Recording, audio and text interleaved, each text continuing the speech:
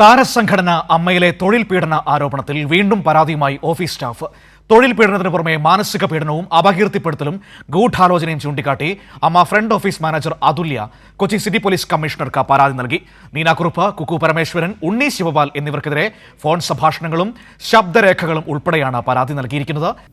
അമ്മ front office മാനേജറായിരുന്ന അതുല്യ, treasurer ഉണ്ണി ശിവപാലും general secretary Kuku പരമേശ്വരനുമെതിരെ നേരത്തെ തൊഴിൽ പീഡന പരാതി ഉന്നയിച്ച് രംഗത്ത് വന്ന സംഭവം വിവാദമായതോടെ ജനറൽ സെക്രട്ടറി പുറത്താക്കിയ അതുല്യയെ എക്സിക്യൂട്ടീവ് കമ്മിറ്റി ജോലിയിൽ തിരിച്ചെടുക്കുകയും ചെയ്തിരുന്നു. എന്നാൽ ജോലിയിൽ തിരിച്ചെടുത്തതിന് ശേഷവും തനിക്കെതിരെ മാനസിക പീഡനവും ഭീഷണിയും തുടരുകയാണെന്നാണ് അതുല്യയുടെ പരാതി. തന്നെ പുറത്താക്കാൻ ഉണ്ണി ശിവപാലും കുക്കു പരമേശ്വരനും നീനാക്കുറുപ്പും ചേർന്ന് ഗൂഢാലോചന നടത്തുകയും അപകീർത്തിപ്പെടുത്താൻ ശ്രമിച്ചുവെന്നും ചൂണ്ടിക്കാട്ടി കൊച്ചി സിറ്റി പോലീസ് കമ്മീഷണർക്ക് പരാതി നൽകിയിരിക്കുകയാണ് അതുല്യ. ടെർമിനേറ്റ് ചെയ്തതിന്റെ ഭാഗമായിട്ട് കുക്കു പരമേശ്വരനും ഉണ്ണി ശിവപാലും നീനാക്കുറുപ്പും ചേർന്നുണ്ടാക്കിയ ഒരു വലിയൊരു സ്ക്രിപ്റ്റ് ഉണ്ടായിരുന്നു.